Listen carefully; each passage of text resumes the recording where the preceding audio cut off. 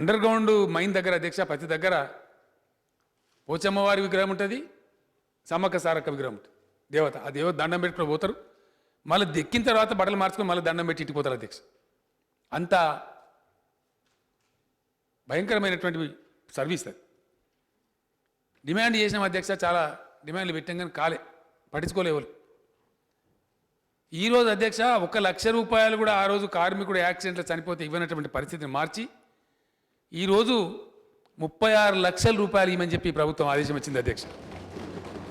36 లక్షల రూపాయలే కాదు, డిపెండెంట్ ఎంప్లాయ్మెంట్ కూడా ఇమ్మీడియట్ 10-15 డేస్ లోపల ఇవ్వాలి. ఒకవేళ వాళ్ళకి డిపెండెంట్ ఎంప్లాయ్మెంట్ తీసుకునే పరిస్థితి లేకపోతే ఇంకో 12.5 లక్షలు కూడా అదనంగా ఇస్తారు అధ్యక్ష. 12.5 lakhs. యాక్సిడెంట్లో కనుక దురదృష్టవశాత్తు ఒకవేళ కార్మికుడు చనిపోతే ఒకనాడు 1,00,000 రూపాయలు కూడా రానటువంటి స్థితి నుంచి ఈరోజు 48 లక్షల రూపాయల కార్మికులకు ఇచ్చేటువంటి పరిస్థితిని ఈ గవర్నమెంట్ వచ్చిన తర్వాతనే టీఆర్ఎస్ గవర్నమెంట్ తెచ్చింది అధ్యక్ష.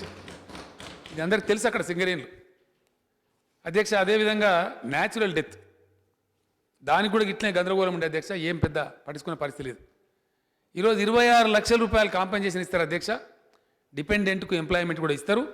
ఒకవేళ వాళ్ళు ఉద్యోగం తీసుకోవడానికి ఇష్టపడకపోతే వాళ్ళకు కూడా 12.5 lakhs 12.5 లక్షల రూపాయలు అంటే 38 లక్షల రూపాయలు ఇస్తారు అధ్యక్ష. 1,00,000 రూపాయలు కూడా ఇవ్వనటువంటి స్థితి నుంచి ఈ విధంగా కార్మికులను ఆదుకోవడానికి ప్రభుత్వం కార్యక్రమాలు చేసింది అధ్యక్ష. అధ్యక్ష, మిత్రులు జీవన్ రెడ్డి గారు చెప్పినారు పొద్దున, వారు కొన్ని వ్యాలిడ్ పాయింట్స్ చెప్పినారు. ఒకసారి నేను వారిని రిపీట్ చేయమని కూడా రిక్వెస్ట్ చేసినాను.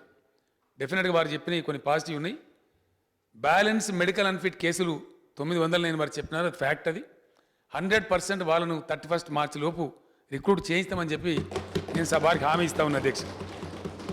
అదేవిధంగా అధ్యక్ష, ఎస్టీలకు సంబంధించి బ్యాక్లాగ్ పెండింగ్ ఉంది, అది వారు కరెక్ట్ చెప్పినారు. అది అయితే కొంతమంది దానిలో అవగాహన కోర్టుకు పోయినారు.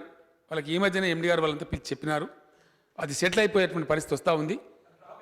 అదే సార్, అది అయింది కాబట్టి డెఫినెట్గా ఆ కోర్టు ఆర్డర్ చేతికి అందంగానే ఇమీడియట్గా దాన్ని కూడా మీ సూచనను అనుసరించి తప్పకుండా చేస్తారు. తర్వాత ఇంకొకటి కూడా జీవన్ రెడ్డి గారు పాజిటివ్ అంశం చెప్పినారు అధ్యక్ష, వాళ్ళకి లాభం జరగాల్సిన చక్కర ఉంది. విఆర్ఎస్ కింద కొంతమంది అప్పుడున్న ప్రభుత్వాలు చేయిస్తే రిటైర్ అయిన పాపం డబ్బులు ముట్టిపోయినాయి అధ్యక్ష చాలామందికి. వాళ్ళేమో మనం తీసుకోలేదు. ఎందుకంటే వాళ్ళు ఇస్తేగా మళ్ళీ పెద్ద లేని 30 ఏళ్ళ నుంచి తీసుకోవాల్సి వస్తుంది, లేని లీగల్ కాంప్లికేషన్ కూడా వస్తుంది.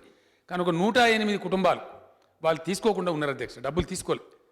వాళ్ళని మాత్రం ఇప్పుడు తీసుకోవడానికి మనకు అవకాశం ఉంది. తప్పకుండా డిపెండెంట్ కోటా కింద వాళ్ళని కూడా తీసుకుంటామని మిత్రులు జీవన్ రెడ్డి గారికి నేను తెలియజేస్తా ఉన్నాను అధ్యక్ష.